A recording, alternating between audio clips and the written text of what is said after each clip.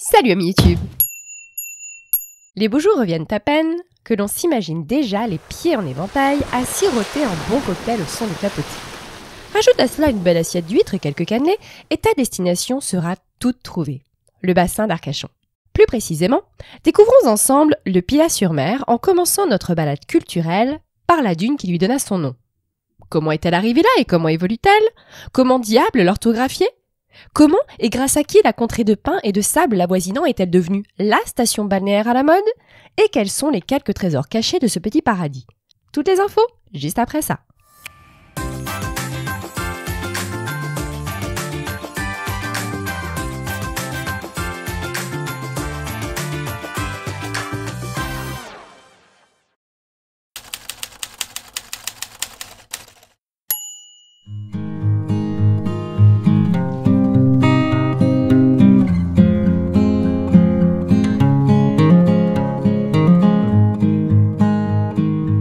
Situé à l'entrée du bassin d'Arcachon, en région Nouvelle-Aquitaine, ce mastodonte de sable offre à qui réussira à le gravir un panorama exceptionnel sur le banc d'Arguin, le Cap Ferret, puis l'océan Atlantique à l'ouest et sur la forêt des Landes de Gascogne à l'est. Dotée de mensurations fortes et impressionnantes, elle demeure la dune la plus haute d'Europe et attire quantité de monde. Près de 2 millions de visiteurs s'osent à l'escalader, non sans peine, faisant d'elle l'un des sites naturels les plus visités de France. Mais encore à ce jour, à chaque fois que tu t'y promènes, tu traverses par endroits des parcelles de terrain privées. L'État n'en est pas encore le seul propriétaire, objectif pourtant qui s'est donné pour courant 2022. Mais ça ne me viendrait pas à l'idée d'acheter un tas de sable. C'est un peu plus complexe que cela. Au XIXe siècle, cette zone géographique, alors appelée le Sablonnais, est une propriété privée.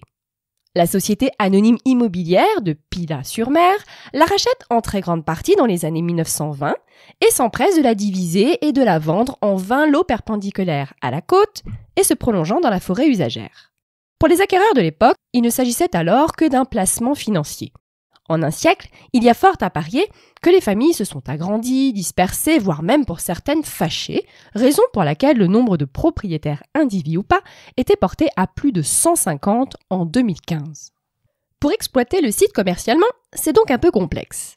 Agacé de devoir louer des portions de dunes, l'État qui dispose déjà de 100 hectares a donc lancé une grande campagne d'expropriation dans le but de détenir les 406 hectares restants que recouvre la dune. Et depuis début 2022, les procédures amiables ou pas se sont plus qu'accélérées. Seulement, le Conservatoire du littoral et le département de la Gironde, sous couvert de responsabilité et de sécurité en cas d'incendie par exemple, de partage de l'espace entre piétons et parapentistes, ou encore de la surveillance de la dune du fait de son recul dans les terres, passent sous silence la manne financière qu'elle représente. Comme le précise le syndicat mixte de la Grande Dune du Pilat dans l'une de ses études, la dune du Pilat est un atout significatif pour l'économie du bassin d'Arcachon, mais rarement identifié comme tel. Et si l'on y regarde de plus près, la dune c'est tout de même 11 à 13 millions d'euros de retombées directes et 168 millions d'euros de recettes indirectes. Pour ces raisons, forcer la main à certains pour partir ou proposer 50 centimes à 1 euro le mètre carré peut effectivement déranger.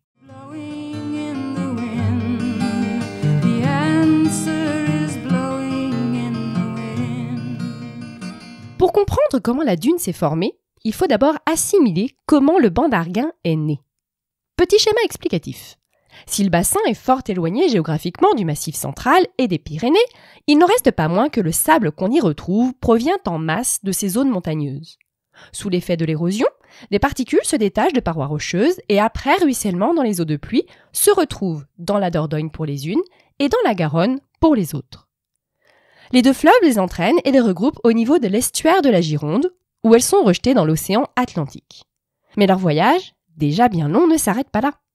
La dérive littorale nord-sud, qui circule au fond de l'étendue océanique, les emporte et les mêle à d'autres sédiments, et c'est ce mélange que l'on retrouve sur l'étendue des côtes aquitaines.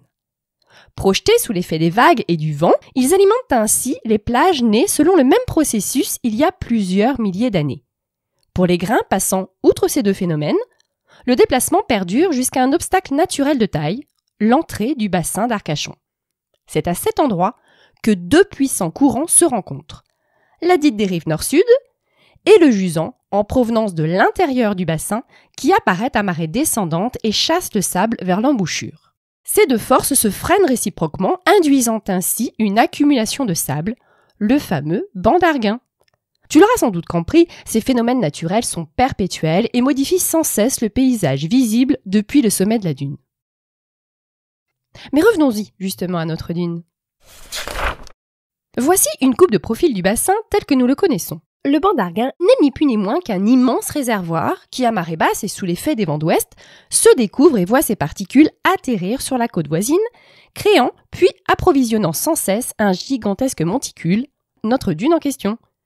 Les sédiments sont poussés en permanence au point de parvenir à gravir côté mer une pente de l'ordre de 5 à 20 degrés et à s'installer en son sommet, voire à rouler au-delà, côté forêt, où l'inclinaison est beaucoup plus raide. Le sable progresse donc côté pinède et recouvre tout sur son passage. C'est pour cette raison que l'on dit que la dune avance. D'ailleurs, chaque hiver, le vent dégage tellement les couches de sable de surface sur le flanc ouest que des strates apparaissent. Ces grandes traces noires sont des restes de matières organiques fossilisées et compressées par le sable, preuve de l'existence de dunes plus anciennes. Ces couches s'appellent des paléosols et permettent de distinguer clairement deux types de zones. Celles durant lesquelles la végétation a pu se développer du fait d'un climat chaud et humide, et celles qui ont entraîné le déplacement et l'accumulation de sable du fait d'un climat froid, sec et venteux. Voici une coupe de profil de la dune seule pour t'aider à comprendre sa formation selon cette alternance climatique. À sa base, tu peux distinguer le paléosol 1 qui remonterait à 8000 à 4000 avant Jésus-Christ. Il est caractérisé par des plaques d'alliose qui sont les restes de ce qui autrefois recouvrait une zone alors marécageuse. Le climat, qui était alors chaud et humide, devint plus sec et venteux. De ce fait, le sable du banc d'Arguin a commencé à se déplacer et à recouvrir progressivement le marais boisé alors existant, créant par là même les premières dunes. Et c'est ainsi que l'alternance a commencé. Entre 2 et 5 mètres d'altitude, tu as cette fois le paléosol 2, qui daterait de 2000 à 500 avant Jésus-Christ et qui présentait une végétation similaire à la précédente. Au vu des fouilles archéologiques effectuées, il semblerait que déjà à cette période, l'homme s'était installé sur le littoral pour exploiter le sel. Entre 20 et 40 mètres d'altitude, tu trouveras le paléosol 3. Celui-ci s'est constitué sur des dunes manifestement plus hautes et daterait du XVIe siècle. Il est surnommé sol à débris de cuisine car il regorge de coquilles d'huîtres plates, de praires, de coquilles Saint-Jacques, de pétoncles et bien d'autres. Des pièces de monnaie des XVIe et XVIIe siècles ainsi que des morceaux de céramique y furent même retrouvés. Enfin, entre 20 et environ 80 mètres d'altitude, tu peux distinguer le paléosol 4 qui daterait du début du XIXe siècle. Cette nouvelle accumulation de sable, alors nommée dune de la Grave, a complètement recouvert les cultures et villages en l'espace de 2 siècles. Afin de stopper son avancée dans les terres, Napoléon Bonaparte signa en 1801 un décret consulaire permettant les semis de pain maritime. Malheureusement, cette nouvelle dune fut ensevelie sous 20 à 30 mètres de sable dès 1860, laissant place à une nouvelle dune pouvant atteindre plus de 110 mètres d'altitude dès les années 1920 et baptisée la dune du Pilat. À l'heure actuelle, elle grignote la forêt testerine à une vitesse pouvant atteindre 5 mètres par an. Par endroits, la nature reprend même ses droits le long de la côte, si bien que de la végétation réapparaît en bord de mer. Les bunkers en béton construits sous l'occupation par l'organisation Todt sont un très bon repère pour juger de son avancée. Certains, plus au sud, gisent déjà par 15 mètres de fond à 200 mètres de la dune actuelle. En relisant ta lettre, je m'aperçois que l'orthographe et toi, ça fait 2. Y, I, avec ou sans T? Oh, j'y comprends plus rien. Orthographier Pilat, un sacré casse-tête. Et pour cause, tout dépend de ce dont tu parles. Si tu fais référence à la dune, qui est un immense amas de sable, c'est tout logiquement que tu l'écriras P-I-L-A-T, rapport au terme gascon pilate, signifiant amoncellement, tas, monticule. Si tu parles de la station balnéaire au nord, tu l'écriras P-Y-L-A, rapport cette fois-ci au nom que son créateur, Daniel Meller, choisit selon 2 critères. Faire un clin d'œil à la dune voisine et apporter une pointe d'exotisme à travers l'usage du Y, les connotations helléniques étant très tendance à l'époque. Pourtant, il y a bien un endroit qui s'appelle le Pilat-Plage. Dans les années 20, Daniel Meller, qui était un promoteur visionnaire, ambitionna d'ériger un lieu de villégiature sur l'ensemble des terrains qu'il détenait entre le Moulot et la dune. L'idée ? Concurrencer Biarritz, alors en vogue, et accueillir la haute société et les célébrités de l'époque. Pour cela, il s'associe à un entrepreneur, Louis Gaume, qui construisit des villas de style art déco ou néo-basque selon les plans d'architectes renommés sur les terrains vendus par ses soins. En 1928, Gaume gagna en ambition et lui racheta 64 hectares de terrain pour lancer son propre programme proposant des villas néo-basques et des hôtels de standing. Afin de se démarquer de son ancien associé tout en rappelant la curiosité géologique voisine, il le nomma Pilat Plage. Donc en gros, fin des années 20, il y avait le Moulot, puis Pilat-sur-Mer, puis Pilat-Plage et enfin la dune du Pilat.